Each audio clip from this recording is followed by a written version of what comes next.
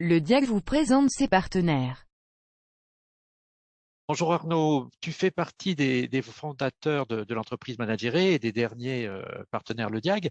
Peux-tu nous dire un petit peu, nous présenter les spécificités de ton entreprise? Je crois d'ailleurs que vous avez une équation assez originale pour parler de l'énergie humaine, c'est ça? Alors, oui, bonjour Pablo. Donc, oui, je fais effectivement partie des fondateurs du cabinet Managéré et donc est focalisé sur l'humain. Donc, on est nous là pour optimiser la performance des organisations en accompagnant l'humain. Donc, on fait du conseil et de la formation au management en relations humaines, tant sur la relation client que sur les relations interpersonnelles. Et effectivement, on en est arrivé à la conclusion que l'excellence, c'est toujours égal au produit donc d'un certain nombre de composantes, et que ces composantes sont tout d'abord la motivation individuelle et collective, le niveau de compétence nécessaire pour être dans l'excellence, la qualité de la communication interne ou externe, et la cohérence entre la stratégie de l'entreprise, ses valeurs, les comportements de ses managers et de ses collaborateurs.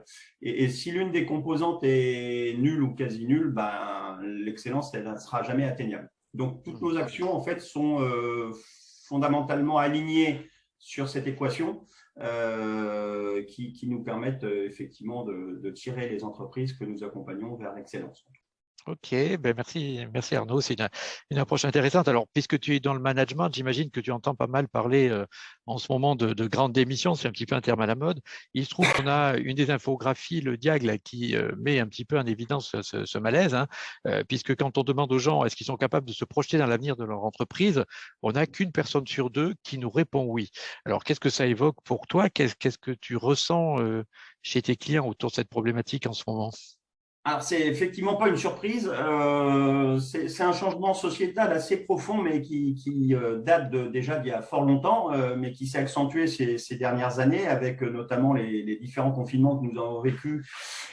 Et puis, les problèmes liés au climat qui, là, aujourd'hui, tout un tas de personnes se disent que finalement, la vie sur Terre, ça va pas de soi, comme c'était le cas jusqu'à maintenant. Donc, on est effectivement dans un environnement très incertain et où finalement le travail n'est plus une valeur cardinale dans la vie de chacun, ni une finalité d'ailleurs, ce qui amène à ces remises en cause. Nous, ce qu'on constate, c'est que souvent le projet d'entreprise ou des entreprises est fondamentalement focalisé sur l'entreprise elle-même et ses actionnaires, et beaucoup moins sur sa raison d'être ou son impact sociétal, et encore moins sur ses parties prenantes que sont les collaborateurs.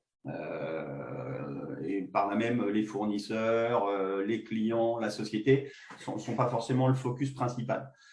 Ça coïncide avec aussi la fin de l'acceptation d'un management hiérarchique, voire fondé sur l'expertise technique, au profit d'un management au service des collaborateurs pour leur faciliter l'atteinte de leurs objectifs quotidiens et donc ceux de l'entreprise, et où les collaborateurs aujourd'hui sont dans l'attente que leur manager leur amène de la plus-value et ne soient pas dans une logique de contrôle, donc de défiance, mais plutôt dans une logique de confiance.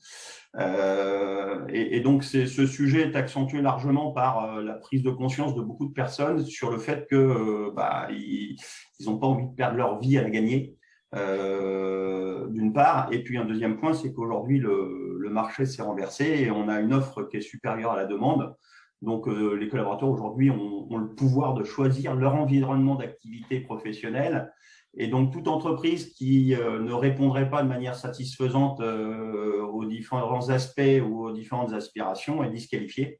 Et ça devient effectivement compliqué pour les entreprises si elles ne s'adaptent pas.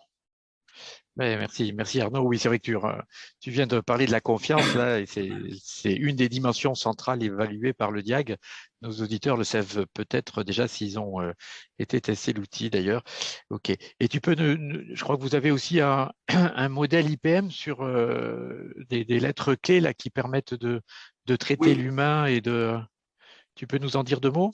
tout à fait. Alors, sur le modèle IPM, c'est un modèle d'intervention qu'on a déposé, qui passe toujours par une immersion, puisque l'humain est la clé de tout changement. L'immersion pour nous est capitale, c'est-à-dire qu'on va aller sur le terrain au plus près de l'action dans les entreprises pour prendre le pouls justement des humains en place, pour pouvoir déterminer la nature de la prestation nécessaire pour tendre vers l'excellence. Et derrière, une fois qu'on a mis en place soit des actions de conseil, soit des changements d'organisation, soit la mise en place d'un managérial, d'un référentiel managérial spécifique à l'entreprise, une période de mentorat pour accompagner dans la durée la mise en place des nouvelles routines. Donc ça, c'est la méthodo.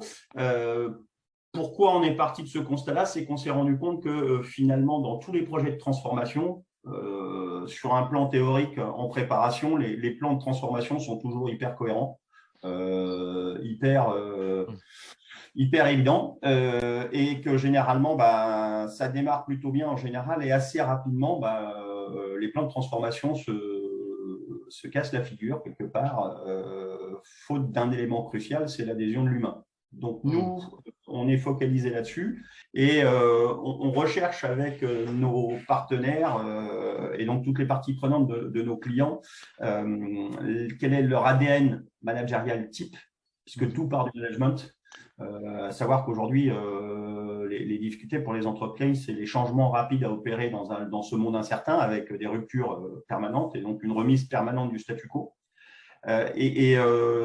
Une difficulté à opérer une mue entre l'organisation très, très traditionnelle de management hiérarchique pyramidal et un nouveau modèle qui tendrait vers l'entreprise libérée.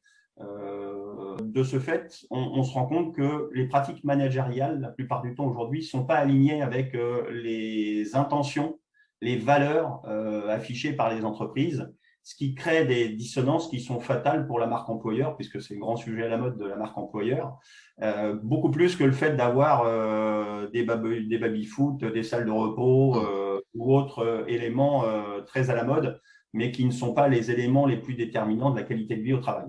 Donc, par rapport à ça, on recherche, nous, finalement, à établir avec nos clients un référentiel managérial qui soit complètement aligné avec les valeurs de l'entreprise, qui soit profondément dans son ADN, donc compatible, et qui va permettre de mettre en place les compétences outillées, les compétences managériales nécessaires, d'une part, et puis surtout éviter toutes ces dissonances qui sont fatales. Merci beaucoup, Arnaud. D'ailleurs, tu viens de parler de la marque employeur, donc c'est vrai que nos auditeurs savent sans doute que le DIAG est associé à un label QV2T, justement, qui a été conçu pour valoriser la marque employeur, entre autres des gens qui le mettent en œuvre et partagent vers l'extérieur ce qu'ils font de bien en QVT à l'intérieur. Merci Arnaud pour cet échange. J'espère que ça permettra à d'autres, des auditeurs là, de découvrir ton activité et puis à bientôt pour d'autres échanges. Merci. Merci Pablo, à très bientôt. Au revoir.